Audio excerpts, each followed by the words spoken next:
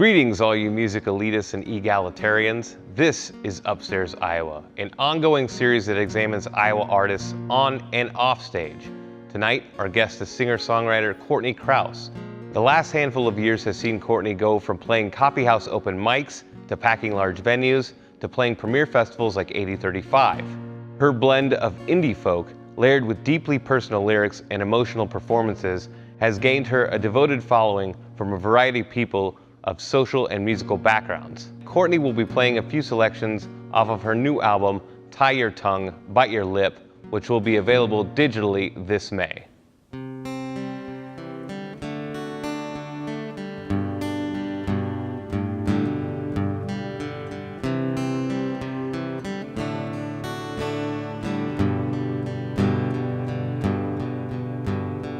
I've got a heart who sits and chip on my shoulder,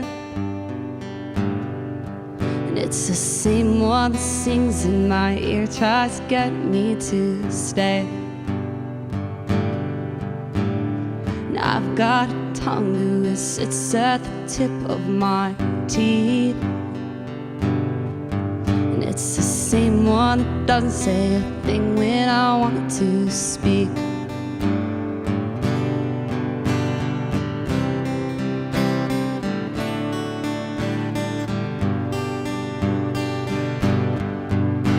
Inside, I'm tongue-tied, I might be broken, cause my mind tries to hide what it wants me to say. Now there's words on your sleeve still left unspoken, and my heart still belongs in the right place. I've got two lips and a kiss that would leave you so speechless. And the same ones get bit when they're out talking shit on the town. And I've got a voice in my head who it never stops talking. And it's the same one that doesn't say a thing whenever you're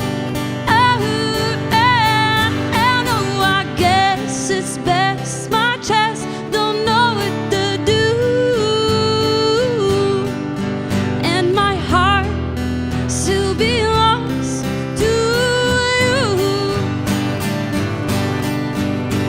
Inside, I'm tongue-tied, I might be broken, cause my mind tries to hide what it wants me to say. Words on the sleeves still left unspoken, and my heart still belongs in the right place.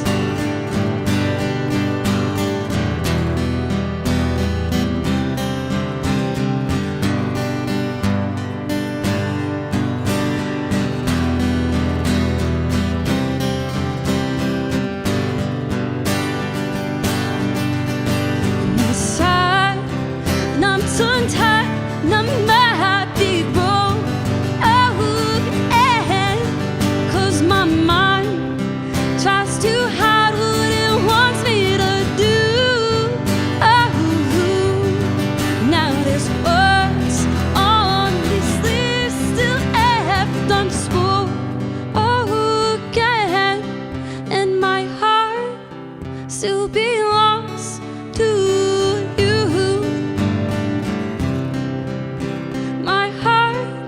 Still belongs to you. My heart still belongs to you.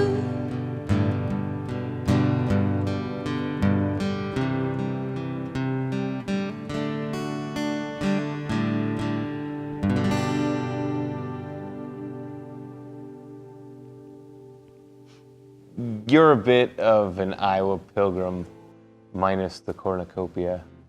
You've lived everywhere around the state of Iowa. Where all have you lived? Well, not quite everywhere, but Carroll, Denison, Urbandale, Ankeny, Tumwa, Des Moines, which is now. Why were you moving all around? Oh, wow. So it was actually because my dad was a butcher and was working with Hy-Vee as they were getting going. So as new stores would pop up, he would go and cut meat for them and handle their meat marketing distribution. It's like the army brat of murder or something. So having grown up in, I don't want to say unstable, but just wobbly, maybe nomadic, that you were traveling here and there, how did that affect you musically? Well, I think in the big picture that it was the greatest gift that I could have received, because so much about moving once a year, not really having stable relationships that last long as a child, you really start living in the moment a little more, because you don't know if you're gonna lose a friend or if you're gonna stay there forever. So I think with music, it's kind of helped transition into not being such a challenging adventure, but it being a normalcy. So I think that the changes reoccurring and meeting people all the time was put into the DNA at the early age. So it's really nice to it not be anything in resistance. It really goes with the flow. Outside of maybe immediate family, so you don't have like those like close lifelong friends, right? Like I've known this person since I was 5 years old. No. Yeah. Grandma Peggy. So when you started kind of coming into your own, writing and playing just out of high school, it was essentially just you and your guitar writing these cheerfully optimistic, but sometimes kind of really broken-hearted lamentations. Is it still essentially just starting out at the core of everything, you and your guitar, trying to convey an emotion or a thought through song?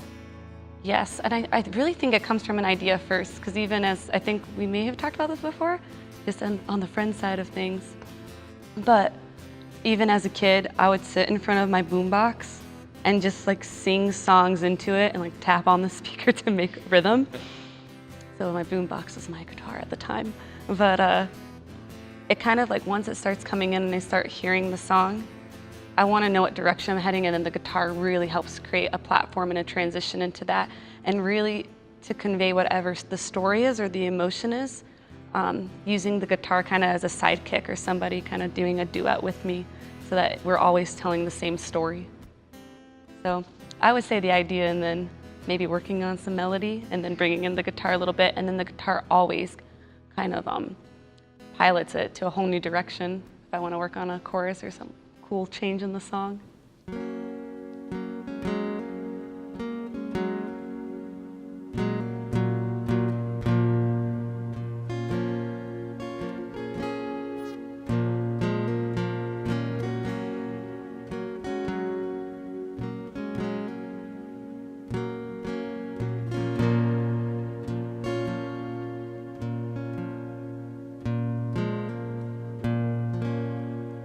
And I know you're sleeping,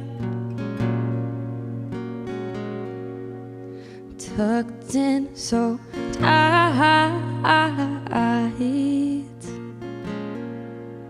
and I watch the sunrise, and only when I'm still awake from night. And oh, how I watch you, but I can't move. Oh, how I haunt you, but you don't do nothing at all.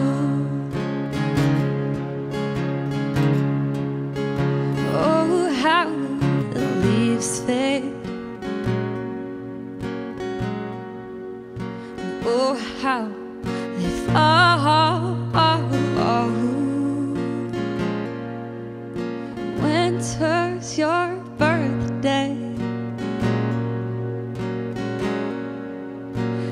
Don't you want anything, anything at all?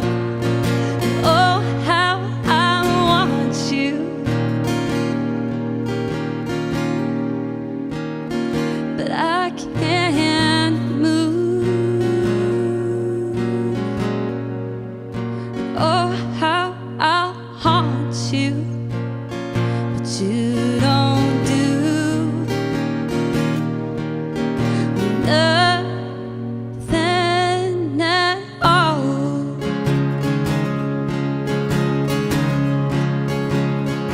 But I can't get a grip. No, I can't let it go. Darling, you love me more than you know.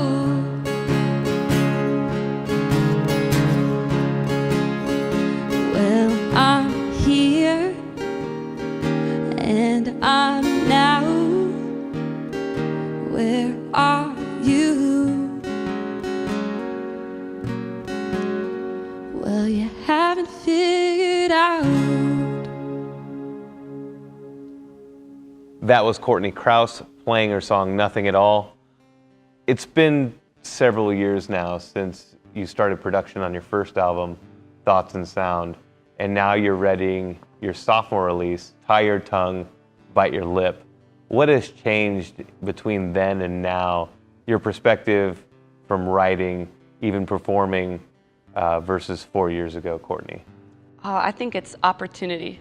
The idea of how much is actually possible has completely changed. With the first album, so it really wasn't completely 100% my choice, but it was something that pulled me into this thing that I absolutely love doing, which is recording and being in the studio and just having that creative space to make music and songs and stories in a completely different way, audibly, other than, you know, the normal painting or drawing kind of art. Now that that one's kind of done, and it started off with just guitar and vocal, and it was like, well, what else can we add? What else can we do? And we kind of put everything around this main thing of singing and playing. Coming into the second one, every single thing has been the complete opposite. So it's been, okay, I want to find the right person to play this song, the right style to really convey that message, and then allowing a group and a band and, again, possibility to drive the songs, and then coming in with the guitar and the vocals underneath this beautiful foundation that group work and kind of community created to make them really how they sound now. And I love this second album so much. Whether it's 800 people or even 8 people, you bring the same enormous energy to the stage, no matter what the room is, how many people are there.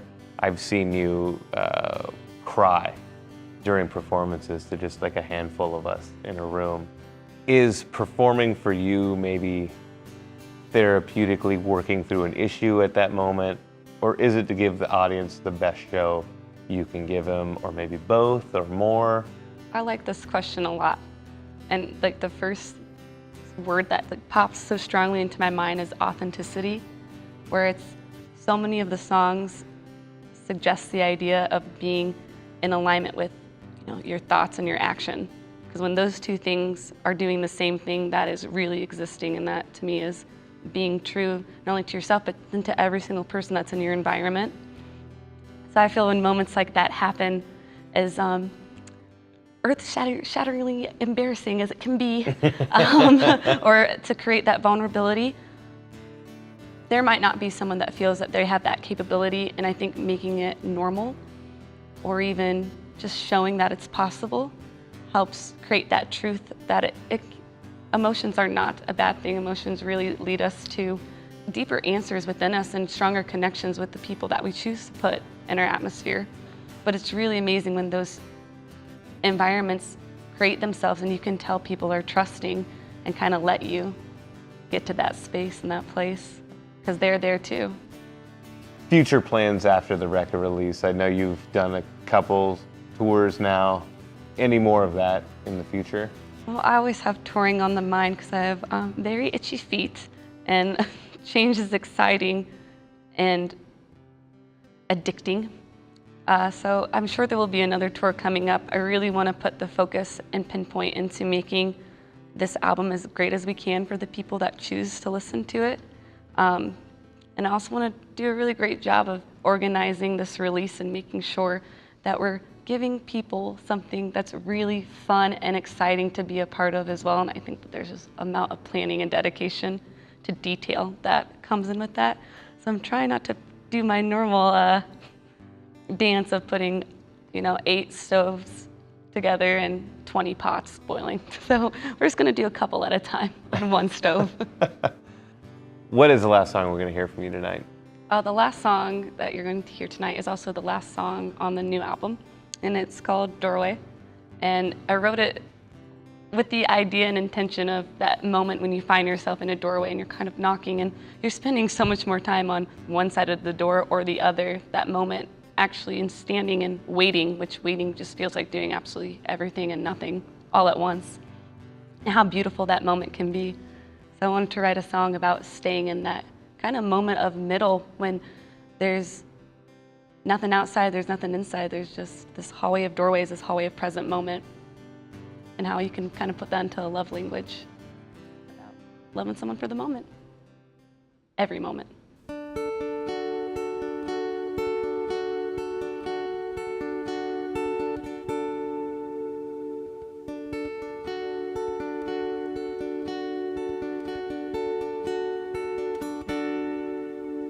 Tonight, standing in the hall, you come up the stairs, I'm up against the wall, like a pretty picture frame, just trying to refrain and not say anything at all. Wish you would stay in my doorway, where I would make you my only, and love me like you mean it, and hold me till the morning, if only for a moment.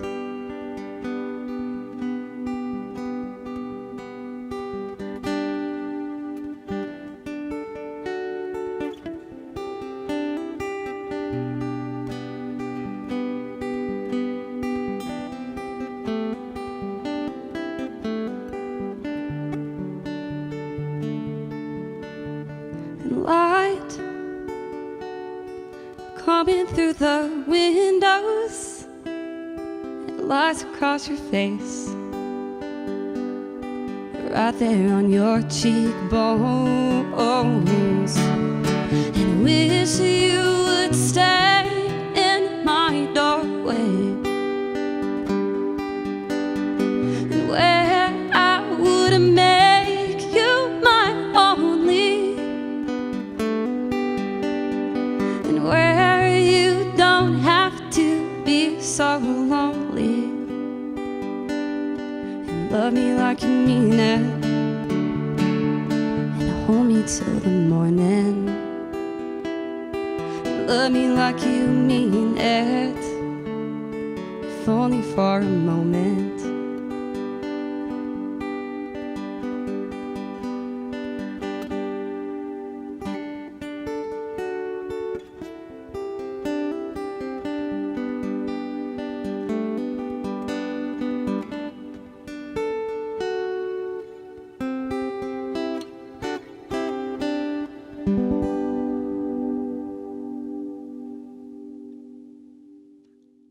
We would like to thank the lovely IVCCD Orpheum Theater for hosting us.